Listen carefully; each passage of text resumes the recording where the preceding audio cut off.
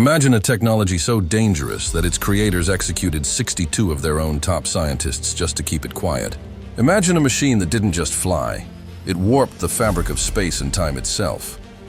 In the closing months of World War II, as the world looked toward the fire of Berlin, a secret project was humming in a deep, labyrinthine mine in Poland. It was known as Die Glocke, the bell. It consumed more electricity than a small city, and was fueled by a mysterious violet substance that defied the laws of physics. But the most terrifying part isn't the machine itself. It's the fact that when the war ended, the machine, the blueprints, and the general in charge of its multi-billion-dollar budget simply vanished. Was it a failed experiment?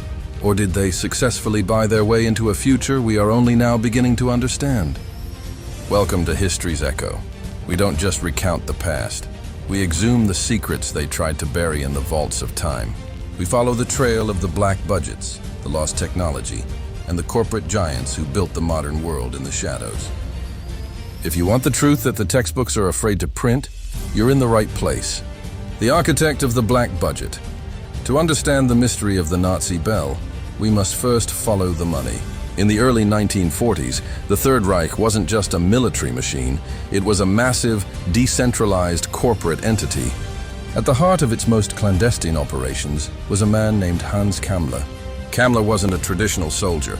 He was an engineer, a master of logistics, and the CEO of death. He was the man who designed the crematoria at Auschwitz and later took control of the V-2 rocket program.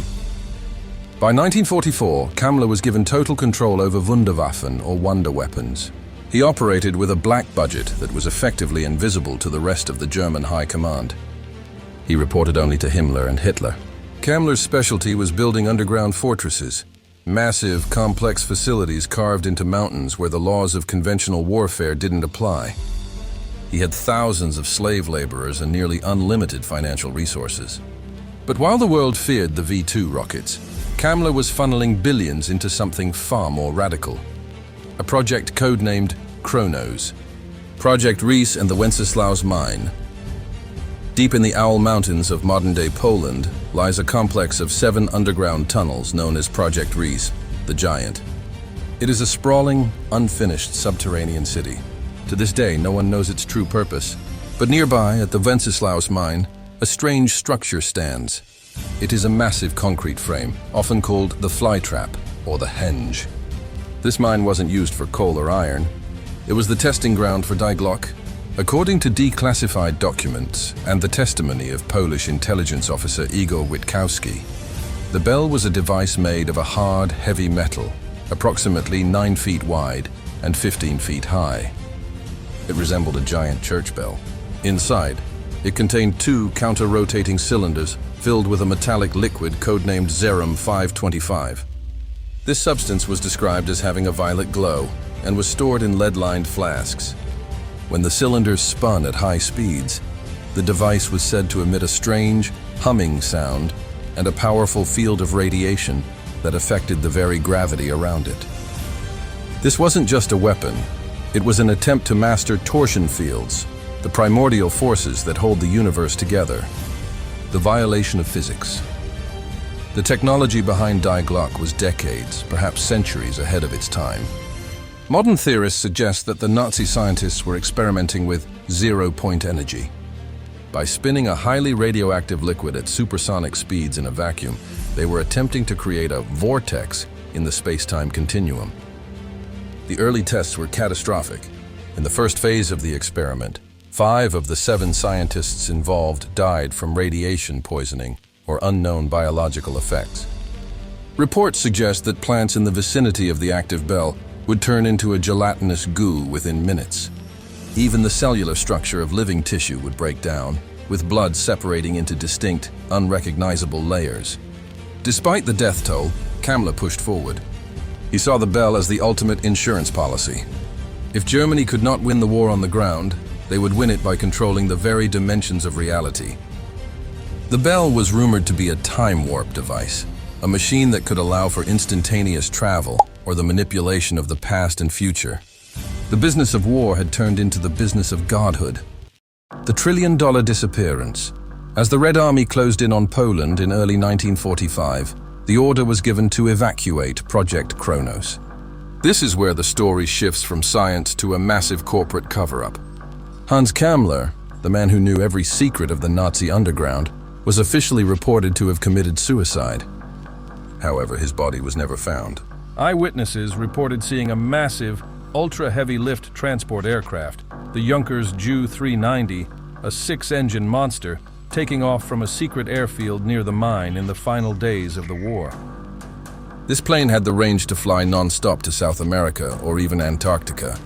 It is believed that Kammler didn't just run, he negotiated. He carried with him the most valuable intellectual property in human history.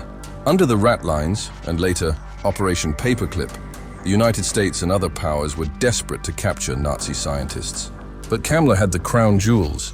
Historians like Joseph P. Farrell suggest that Kammler traded the technology of the Bell for a new identity and safety in the West. But where did the money go? The Nazi gold trains and the billions in plundered European wealth were never fully recovered.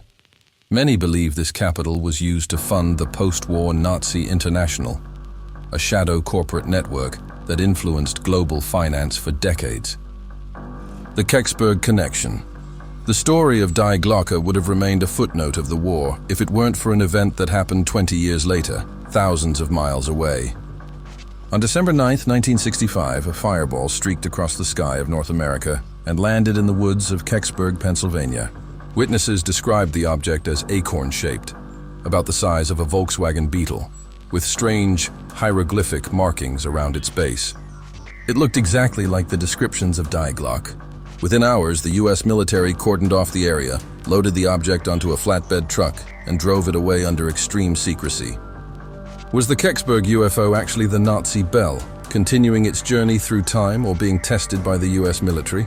The connection between Nazi torsion field research and the modern UAP phenomenon is a trail followed by the highest levels of military intelligence. The Bell didn't just disappear, it likely became the foundation for the black projects of the Cold War. The legacy of the Shadow Empire. The business of the Bell is the business of the deep state.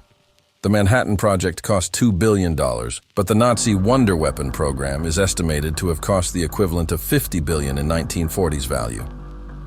When that level of investment vanishes, it doesn't just evaporate. It moves into the private sector of the military-industrial complex.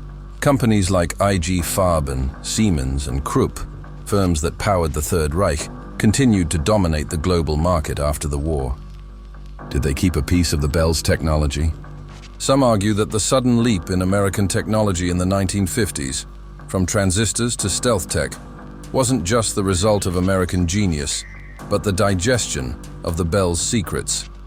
We are now in an era where anti-gravity is no longer a joke, and quantum entanglement is a reality. We are looking at the very things Hans Kammler was testing in a dark mine in 1944. The Bell serves as a haunting reminder that technology, when fueled by unlimited greed and zero ethics, can create a power that even the most powerful governments cannot control. The Bell might still be out there, humming in a silent vault, waiting for the moment the echo of history finally catches up to us.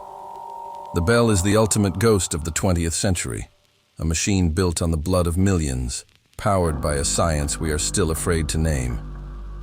Was it a gateway to the stars, or a tunnel to our own destruction? The money trail is cold, but the echoes remain. If you want to continue this journey into the heart of the world's greatest mysteries, make sure to hit that subscribe button. You are the vanguard of the truth. This is History's Echo. Turn on notifications so you never miss a revelation. And tell us in the comments, do you believe the Bell was a time machine, or a clever lie to hide the theft of $1 trillion?